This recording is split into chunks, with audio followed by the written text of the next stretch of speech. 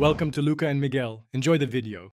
You start by gathering essentials now: a government ID, PAN, proof of income, and the bank account you will use.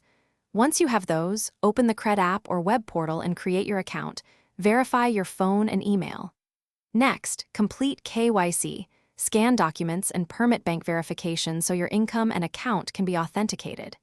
Do this first to avoid delays. It primes the system to show loan eligibility and keeps the process moving without repeated stops.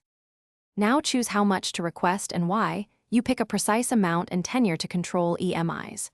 Review interest rates, processing fees, and any prepayment charges. Make sure the effective annual cost matches your plan. Once you select terms, upload required documents: payslips, Form 16 or 12B, and recent bank statements. After that, complete an e-sign or digital consent.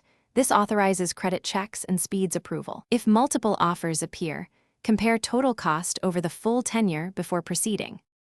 To finish, carefully read the final loan agreement and amortization schedule. Confirm the payout date and exact monthly EMI. When you accept, complete the last e-sign and reconfirm bank details for dispersal so funds land correctly. Set up auto pay or calendar reminders to avoid missed payments and late fees.